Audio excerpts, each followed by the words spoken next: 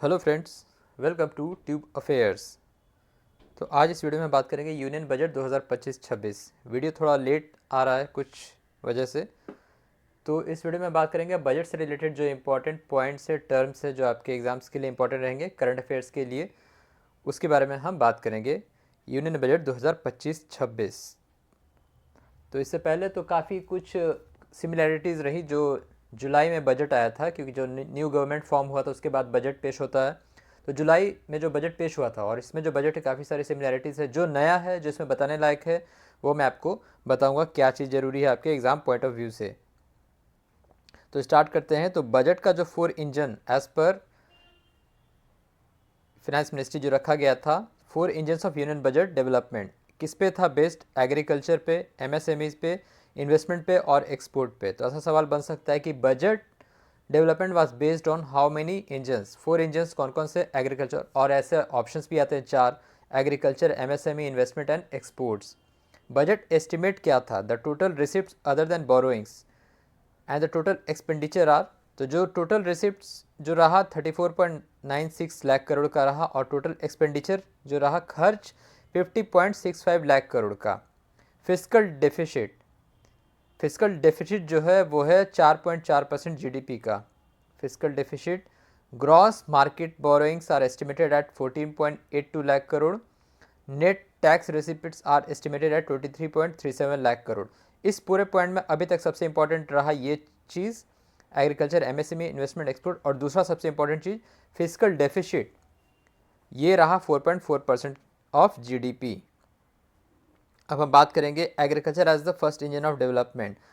तो इस पे जो रहा प्राइम मिनिस्टर धन धान्य कृषि योजना, जिसको एग्री डिस्ट्रिक्ट को डेवलपमेंट किया जाएगा to launch in partnership with states, state के साथ मिलकर covering 100 districts with low productivity, moderate crop intensity and below average credit parameters to benefit 1.7 crore farmers. तो ऐसे 100 डिस्ट्रिक्ट कवर किए जाएंगे जहां प्रोडक्टिविटी कम है, क्रॉप इंटेंसिटी भी मॉडरेट है, बिलो एवरेज जो फार्मर्स को क्रेडिट पैरामीटर्स हो रहा है उन जगहों पर। फिर उसके बाद ऐसा सवाल बन सकता है आत्मनिर्भर इन पल्सेस, पल्सेस के लिए India is the biggest producer, supplier and distribute consumer of pulses. ये आपको ध्यान रखना चाहिए। Government to launch a 6 year mission for Atmanirbhar Bharat in pulses. तो कितने साल का मिशन रहा? 6 ईयर, ठीक है, mission for Atmanirbhar Bharat in pulses. तो ऐसा आ सकता है कि किस चीज़ के लिए? तो पल्सेस कैटेगरी के लिए, विद फोकस ऑन तुर, उड़द एंड मसूर। अब मखाना बोर्ड, मखाना बोर्ड का इस्टेब्लिशमेंट किया जाएगा, जो कि बिहार में शुरू होगा, क्योंकि Bihar is the largest producer, जो पैदावार है मखाना का, वहाँ इसको शुरू किया जाएगा। उसके बाद 5 year mission announced for facilitate significant improvement in productivity and sustainability of cotton farming, promote extra long stable cotton varieties. अब कॉटन से रिलेटेड सवाल पूछ दिया जाए कि किस सॉइल में सबसे बेस्ट है कॉटन के लिए, कॉटन पैदावार के लिए कौन सा सबसे बेस्ट सॉइल है, ये आपके स्टैटिक जीके से रिलेटेड पूछा जा सकता है। Enhanced credit through KCC, Kisan credit card, loan limit under the modified interest subvention scheme to be enhanced from 3 lakh to 5 lakh. तो केसीसी जो लोन लिमिट है, इसको 3 लाख से बढ़ा के 5 लाख किया गया है, ये भी आपको याद रखना है। Urea plant in Assam with annual capacity of 2.7 lakh metric tons to be set up in Namrup Assam. तो असम के नामरूप में यूरिया प्लांट का एस्टेब्लिशमेंट होगा, सेटअप होगा। अब हम बात करते हैं MSME as a second engine of development.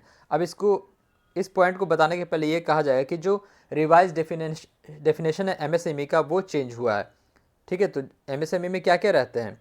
Micro, small और मीडियम।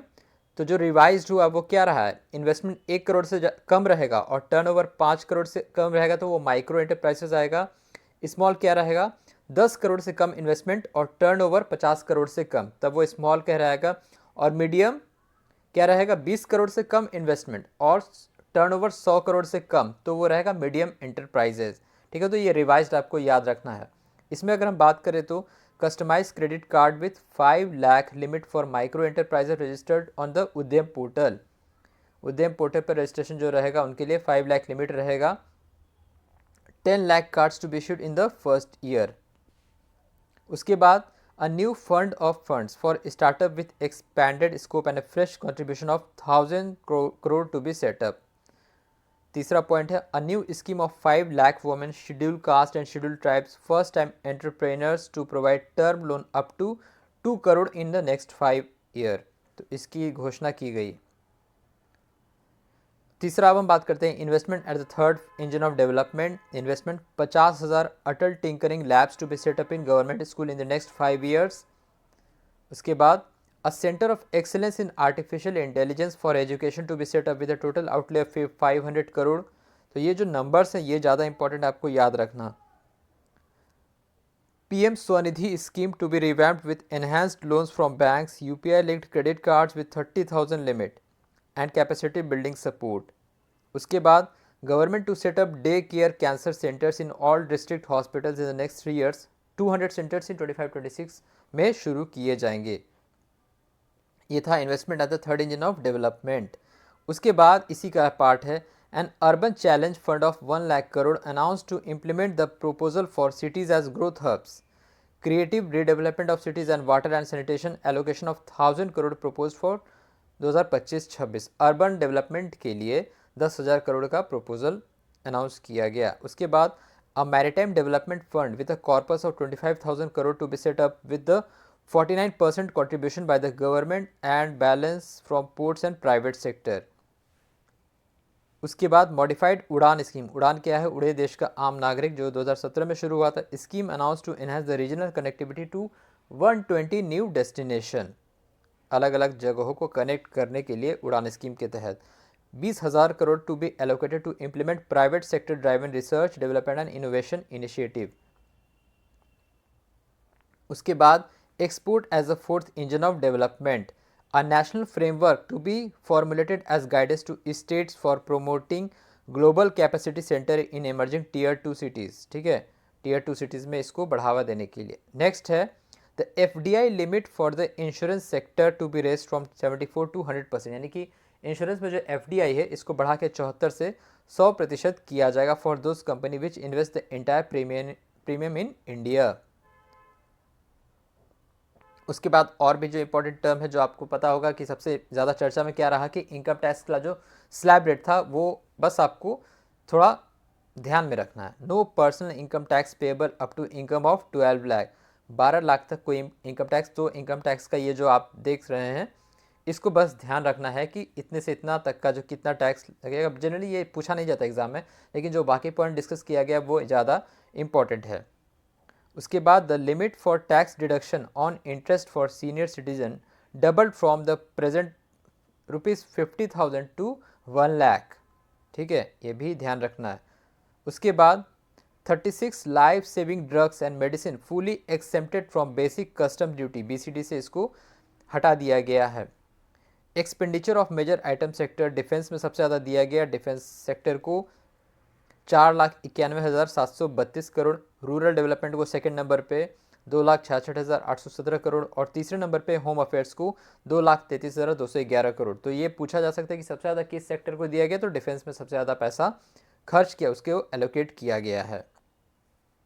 तो इतना ही काफ़ी है आपके एग्ज़ाम पॉइंट ऑफ व्यू से। इतने में से ही कुछ ऐसे सवाल बन जाएंगे जो एग्ज़ाम में कन्फ्यूजिंग लगेंगे। So thank you for watching the video.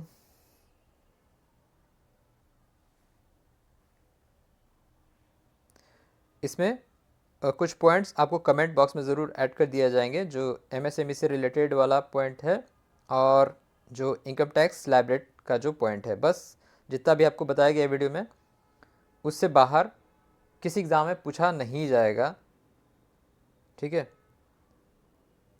बाकी ऑलमोस्ट सिमिलैरिटीज़ 2024 के जो जुलाई में आया था बजट उससे मिलता जुलता है। So thank you very much for watching.